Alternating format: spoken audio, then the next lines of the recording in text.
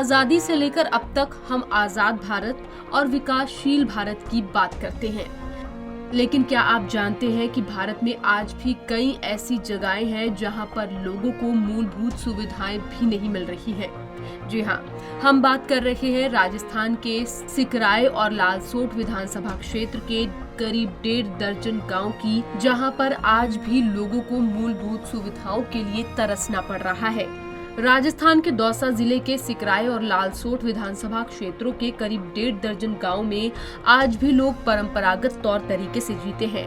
आजादी के 73 साल बाद भी इन गांवों तक सरकारी योजनाओं का पूरा लाभ नहीं पहुंच रहा है। यहां पहाड़ी क्षेत्र होने से मोबाइल नेटवर्क काम नहीं करते, जिससे कि इनकी जिंदगी दुनिया के अन्य भागों से कटी सी रहती है। केंद्र सरकार के डिजिटल इंडिया का भी यहाँ कोई असर नहीं है। यही नहीं, आसपास कोई अस्पताल न होने के चलते महिलाओं का प्रसव भी परंपरागत तरीके से ही किया जाता है। हालांकि अब इन पहाड़ी क्षेत्रों में डामर सड़क का निर्माण हो चुका है, जिससे कि इनका आवागमन सुलभ हो गया है। कोरोना काल में इन लोगों का जीवन और भी ज्यादा समस्याओं में बीत रहा है। रोजगार के लिए बाहर जाने वाले लोग कोरोना काल में अपने अपने घरों में बैठे हैं, और वहीं पर अगर स्कूलों की बात की जाए तो सरकारी स्कूलों में उगे हुए ये घास फूस बयां करते हैं कि स्कूलों में महीनों से कोई गतिविधि नहीं हो रही है। वहीं मोबाइल नेटवर्क नहीं आने से बच्चों को ऑनलाइन क्लासेस का भी फायदा नहीं मिल पा रहा। हमारे एक तो क्या है, सबसे बड़ा सरकारी योजनाएं आती हैं, सरकारी जितनी भी इंदिरा आवास वगैरह है वो भी नहीं है। मतलब जानवर बरसात के टाइम सांप बिच्छू निकलते हैं और कोई हमारी सुध भी नहीं लेता है।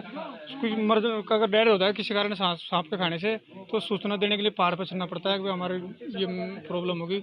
नेटवर्क की सुविधा नहीं है। और सर यहाँ पर स्कूल की वजह से कोई सुविधा नहीं, बच्चे 5 तक पढ़ पाते हैं। 5 के बाद में 10 किलोमीटर आगे स्कूल है। तो सर जनप्रतिनिधि यहाँ पर सर कोई है जो बिल्कुल इलेक्शन टाइम आते हैं सर, उसके बाद में कोई बिल्कुल शक्ल नहीं रखता है। यहाँ पर कोई भी शक्ल ही नहीं रखती उनके आगे। तो सुन, ये अपनी परसालाल मीणा है और ममता भूपेश है सर हमारी। यहाँ के लोग आज भी पशुपालन कर अपना जीवन यापन कर रहे हैं, और इन दूर दराज के गांव में उच्च अधिकारी और मीडिया तक भी पहुँच नहीं पाता। ऐसे में जमीनी हकीकत उच्च स्तर तक नहीं पहुँचती। इसी क्षेत्र की जिम्मेदारी महिला एवं बाल विकास मंत्री ममता भूपेश, उद्योग मंत्री प्रसादीलाल मीणा की है, सांसद जसकौर मीणा की।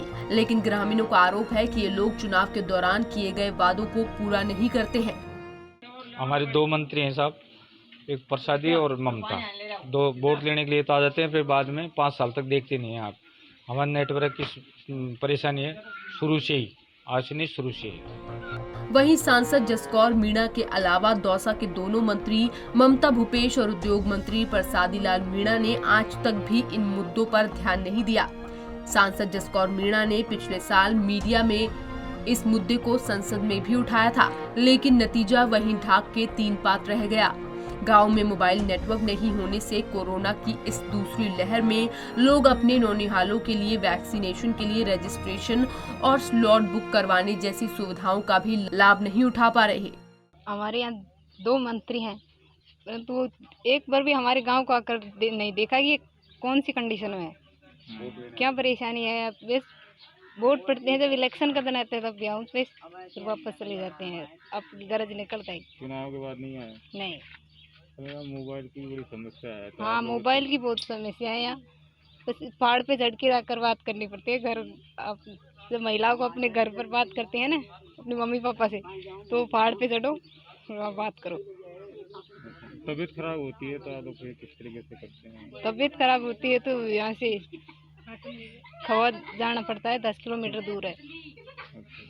यहाँ कोई वो नहीं है, वहीं पर जाकर इलाज कराना पड़ता है। सरकारें डिजिटल युग की बात करती हैं, लेकिन इन गांव की दुर्दशा देखकर कई सवाल खड़े होते हैं। आज के जमाने में जहां हम कोरोना वायरस वैक्सीन तो तैयार करवा चुके हैं, लेकिन आज भी इन गांव में मोबाइल के नेटवर्क तक नहीं है, और जो आज भी मूलभूत सुविधाओं के लिए तरस रहे हैं। पंजाब के CCTV के लिए दौसा से एचएन पांडे की रिपोर्ट।